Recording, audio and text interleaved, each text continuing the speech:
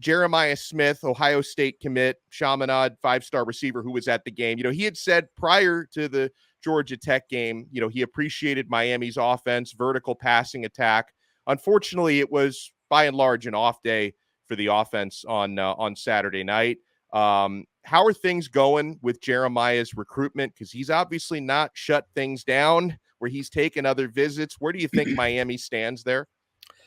I think it'll be Ohio State or Miami in the end. There's still a chance, for Florida State or Florida, but he's going to go to multiple visits. I know he's got at least one trip to Tallahassee coming up. I haven't heard the date for that, and I'm pretty sure he's going to go to Gainesville if he hasn't already. So there's a ways to go. But I think he was at the game where they only scored 22 points. Oh, was it the 22? That's against right. Charlotte. Yeah, he was at that game. Yeah, terrible in that game. It's just he's not picking the right games to go to. I'm gonna have to get on him about that. It's just I don't know. When he goes to Florida State, the Florida State coaches should be worried. He's very open-minded kid, like I've said before on this show. I wouldn't bet on any one thing, but at the same time, at one point, I just thought it was all Ohio State. Yeah. Now I don't think it's as much. And Jeremiah is very mature for his age. Quiet kid, doesn't say much. You got to ask him to get something out of him. Just his nature. He's going to evaluate the whole season. If he thinks Florida State's the place, that's fine. If he thinks Florida's the place, that's fine. You think it's Miami, he will evaluate everything. And that's just the way he is. So Miami's squarely in it. He's got a bunch of guys in his ear. So we'll see how it goes. But right now, I'm not too worried about his recruitment. He had a fellow Ohio State verbal commit also at the game, and that's St. Thomas Aquinas 4-star running back Jordan Lyle. That's an interesting one, Brian, that, Miami is apparently endeavoring to try to flip him. And keep in mind, they flipped Mark Fletcher from an Ohio State commitment last year. So there seems to be a pattern here with flipping OSU commits. But at the same time, Miami right now has verbally committed 2 very good running backs in Kevin Riley and Chris Wheatley-Humphrey. The idea of taking 3, it just seems a little greedy. But, what's going on with Jordan Lyle? I've been trying to figure this one out for a little while. I think he's been to campus multiple times this year. I could be wrong. I get the players mixed up once in a while, but I was looking at it and I'm like, the only thing I can think of is that Mario he wants as many of the STA kids, American Heritage kids. Right. He wants that pipeline just constantly coming through. Yeah. And there's always a chance you could lose one just like you can gain one. Right. That's all I can think, because 3 running backs in a class is a lot. So I don't know if there's something I'm unaware of, but that would be one of the greatest running back classes of all time to get those 3, because Kevin Riley is a super football player. And I watched Wheatley-Humphrey the other day. He's vastly improved.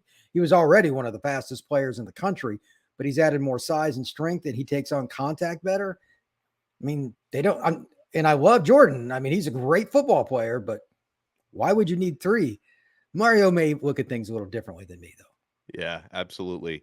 And by the way, I know we already talked about Nye Carr, but I want to bring up this note, which is always nice to see. So not only did he commit to Miami, he has said he is shutting down his recruitment the rest of the way, Brian. So this is, I know, we just talked about a guy like Jeremiah Smith, who's been committed to Ohio State, but he's been taking visits all over the state of Florida. Nye Carr has said he is shutting his down. So he's supposedly not going to be taking any more visits or anything like that until National Signing Day. But, for another potential flip candidate, this young man has spent a lot of time visiting Miami, and it's not like he lives, 30 minutes away or anything like that. Lives over in Largo, Florida, near Tampa, and that's Adarius Hayes, who's a Florida committed linebacker. I know Miami definitely are trying to flip him from his Florida commitment because they want another linebacker in this class. They like this player a lot.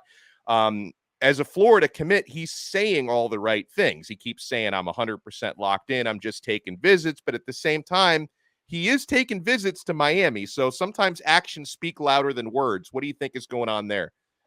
I'm a little surprised. I know Adarius pretty well, and he's a Gators fan. Like, that's school he grew up rooting for. Yeah. So that one caught me off guard the first time I heard about it a month or 2 ago. Yeah. But this is the second time he's been to campus. I don't know what has changed or if he just wants to go in another direction. But if he had taken one visit, okay. But the second one tells me, and it could be more than Miami, but at least Miami's in serious consideration. So I don't know the deal there. He is a thumper. I think he'll eventually put his hand in the dirt, but he can play a little of both. Very powerful kid, great guy too. I think that Miami would do quite well. He's a top 100 player in my book. That's only going to bolster your roster even more. So it's a unique situation. And now the question is, because he hasn't taken an official, can Miami get him back for an official? Right. Unofficials are one thing, but it's nowhere near the same. You don't get to meet with the academic. You're not going through the whole spiel. So he needs to see it if he's going to do that. I would imagine that would take place in December after the season, but we'll see.